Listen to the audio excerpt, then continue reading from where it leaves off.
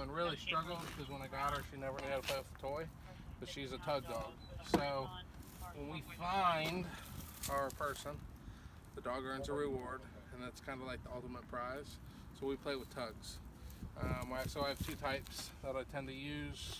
This one's made of fire hose and webbing. It's kind of filled with a cottony material. And then this one is actually webbing and leather.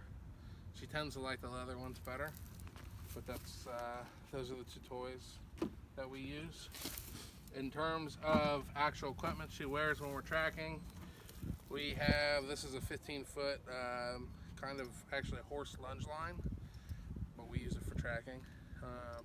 She needs a little bit more of that length to be independent, but yet we're still attached. Depending on the situation, if it's a really wooded area, I'll use this one. Because I have a 30-foot one that's it's a material called biothane. It's kind of like leather.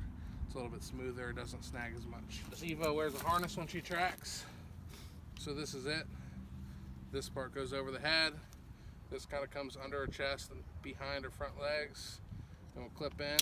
So when she's pulling, it actually tightens around her shoulders and loads her appropriately, so that she's not actually hurting herself. She's able to kind of pull into the harness and pull me forward. In addition to that, we carry a regular leash when we track, and depending on the situation, sometimes we're in a bulletproof vest. If we know that there's potentially drugs involved, I'll carry a Narcan overdose kit for her, some first aid supplies. That's it. The steps for the decoy. 1. She will be leaving her keys by a tree. 2. Walk along a path to leave her scent. And 3. She will hide. The one wall. Okay. See the wall you see on the right there? That tall, like the stone wall? Yeah, the stone wall. Yeah. Go to the other side of that and just sit down. Does that sound good? Yeah. So, tree. Yep. Go to the yellow pile thing. There. And then just kind of go walk your way. You can go through the grass. You don't have to stay on the path if you want to go through the grass. Okay. Just get on the other side of the pile. Go find it. I'll make sure we pick them up.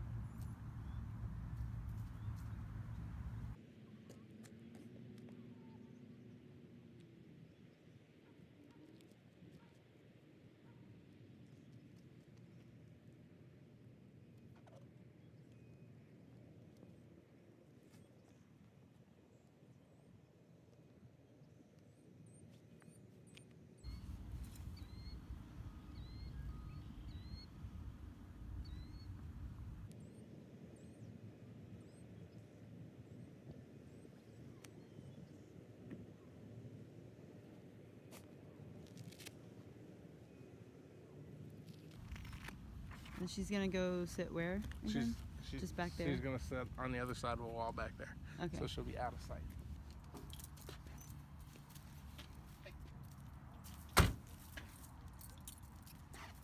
Let's say hi.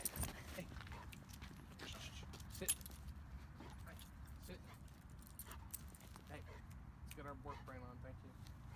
She listens to English and German.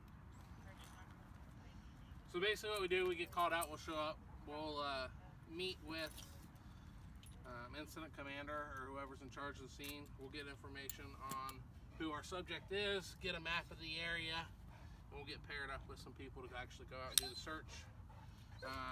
I'll get Ziva out and I'll try to acclimate her to the area. She's been here before, so I'm not worried about acclimating. And then from there, sit. I'll get her gear on. So it's literally put the harness on, take off the pinch collar, wait. I'll connect her here, and she's still on her short leash.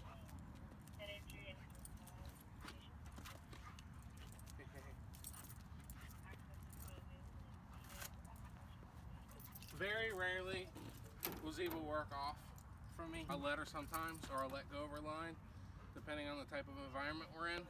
But 90% of the time, wait, we're gonna be attached to each other. I'll let her find the keys that your mom dropped that we're using as a sun article, and then I'll tell her to find track. You'll see her circle, and then we'll find your mother. Whoa, whoa, whoa, whoa.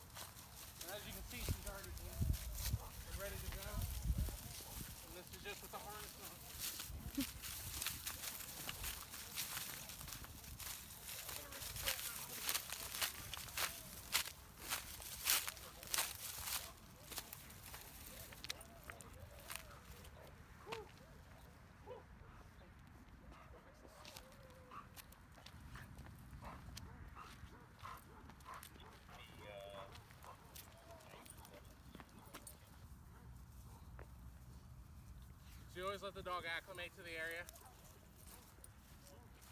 Figure out what smells are already here.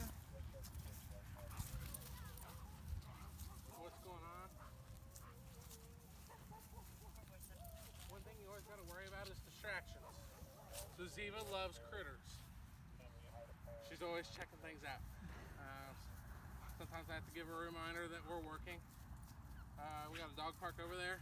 It's a lot of smells, a lot of animals, a lot of noises. So she has to work through all that in order to do her job. All right. Sit. Check it. Check it.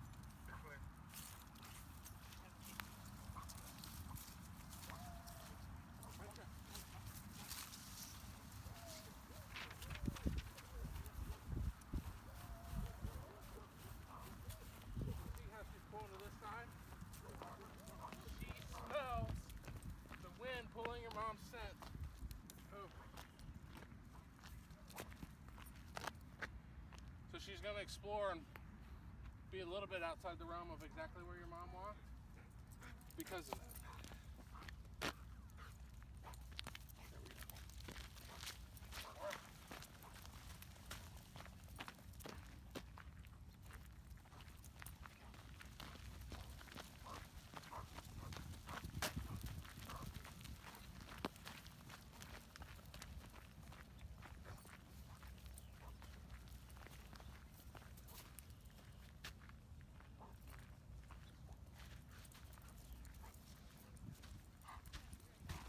There we go. Okay. Let's go.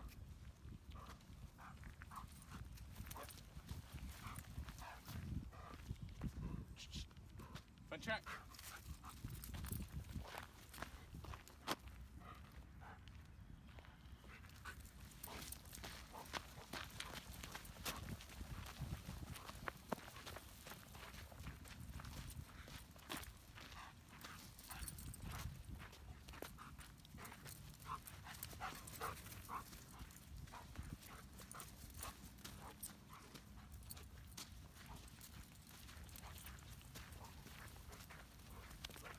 Surface is the hardest part. She's just circling, so when you see her come back, she's double checking that she's on the right scent still.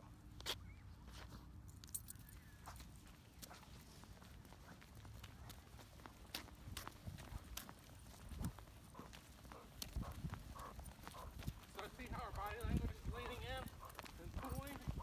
That's how I know she's truly on scent.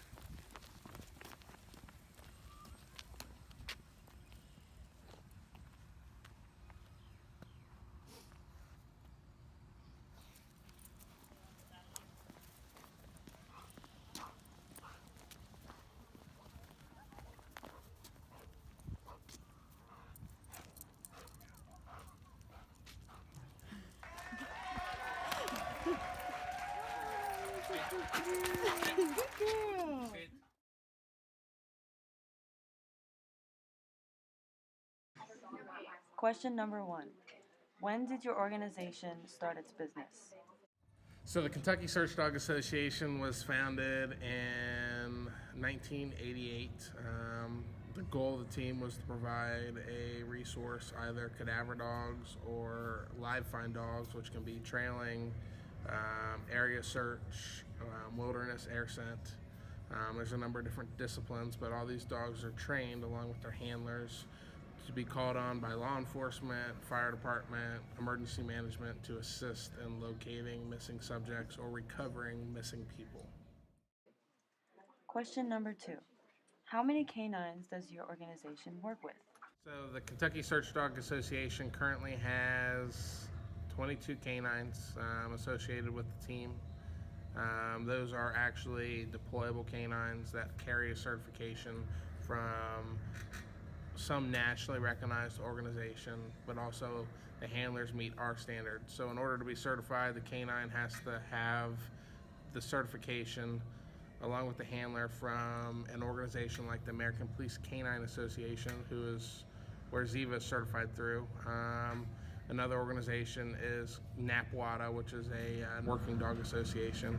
And again, those certifications are either cadaver certifications, air scent certifications, trailing or tracking certifications, and we all work through that. And then for the handler to be certified, you have to have certain classes through Kentucky Emergency Management themselves, like basic search and rescue, search management, missing or lost person behavior, man trailing, different classes like that that are offered. And along with FEMA classes, which has to do with the organized structure of searches. Question number 3. Why are canines and search and rescue teams important? So a canine is important in search and rescue because of their ability to smell. I would say that a human's strongest sense when looking for something is going to be their eyes. Well, when it comes to a canine, their strongest sense is going to be their sense of smell. A dog can smell things that we can't, and we can train those dogs to use that sense as a way to inform us when they find something. In terms of Ziva, which you saw, she was trained to follow human scent specifically to a particular person, or she can use her nose to locate the freshest track. When it comes to a cadaver dog, you can have things that are buried and hidden in strange spots. If you look at how a cadaver dog would work, they will use their nose to smell in areas where a human can't necessarily look, and will get as close as possible before giving that alert. When it comes to an air scent dog, or you need to check a large area, like a wooded area, want to know if a person's in there, it could take up to 20 people to be able to perform a search of that area, or you can use one dog and cover that in half the time and rule that area out on a search, so you're not devoting resources that you don't need to devote to an area when they can be readily used somewhere else. Literally the best way to describe this, or the best way I've heard it put, and I'm going to read one of these quotes, and it is, a canine team. The dog is neither a tool nor a toy. You are partners, giving each other advice. Each brings something to the work that the other doesn't have, and you cannot do it alone. And that is the perfect way to describe it. Ziva brings her skill set, her knowledge, her ability to do her job. I bring my knowledge, my ability to do the job, but we could not operate as a team without the relationship that we have with each other. And the bond is more than just actually working together. It's even at home, spending time together. How we interact, the relationship is different than my relationship is with any of the other dogs that live in my house currently, and I have 4. When I'm not home, Ziva's mopey. When I'm away from Ziva, I have a longing to be with her because we spend so much time together on a regular basis. And when you look at our certificate that shows our police certification, it doesn't just say that Ziva's certified. It doesn't just say that I'm certified. It says that we are certified as a team to perform the tasks that we're trained to do. So if Ziva was to be put with somebody else, that certification wouldn't work because they don't understand how she works and what she does.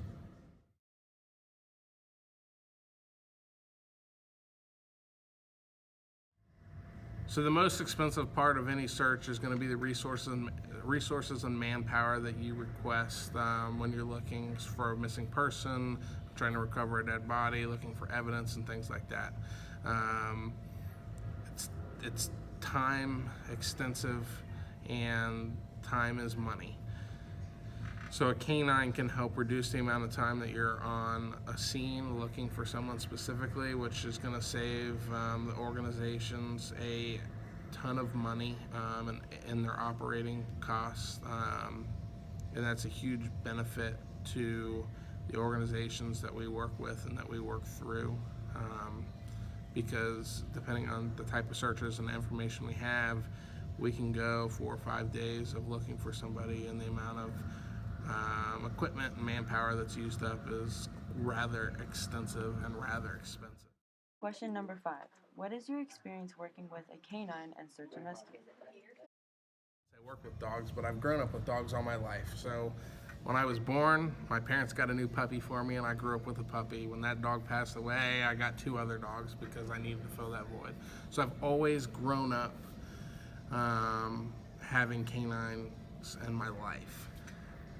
But I never truly understood the relationship that you develop with a canine when you work side by side with them.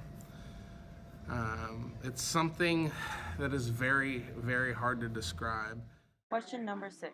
Could you share an example where a search and rescue canine has found someone? So Ziva's first search, which is probably the most memorable for me, was a law enforcement search in Kentucky. I can't go into specifics of exactly where, but we were called for a male that was considered suicidal, that had a history of attempting suicide, and said that he was going to go kill himself and walk away from home. By the time we were requested and arrived at the scene where the gentleman left his home, it was 3 hours after he had initially disappeared. I was fortunate enough to have my trainer, who helped train us and as a sheriff's department canine handler, with me, and she helped get a scent article for Ziva and I to use in order to do our search while I acclimated Ziva to the area. So we used the sole of the person's shoe, and actually tracking from someone's house is kind of the most challenging aspect for a canine, because that person's scent is everywhere. So the dog not only has to determine, is this the scent that I want, is this the person, but is this the freshest, based off the article we gave them. So we started in the front of the house and scented Ziva with the article, and she didn't get any scent whatsoever, but we knew that he had left, leaving the back of the house. We just wanted to rule that area out. We went to the back of the house and scented Ziva, and Ziva searched the yard, finally picked up the scent, and started to lead us back towards the fence line. Before reaching the fence line, and my guess was going to be the guy jumped it and went back into the woods, Ziva takes an immediate right, almost like a 90-degree turn. It was perfect, and heads straight to a shed. And Ziva walks up to the door to the shed and stops and is sniffing around, and then walks to the left of it and goes down the side, and then turns around and comes back to the door, and then goes around and goes to the side, and then turns around and comes back to the door and sits. Well, Ziva's indication is not only a change in behavior, but also a sit.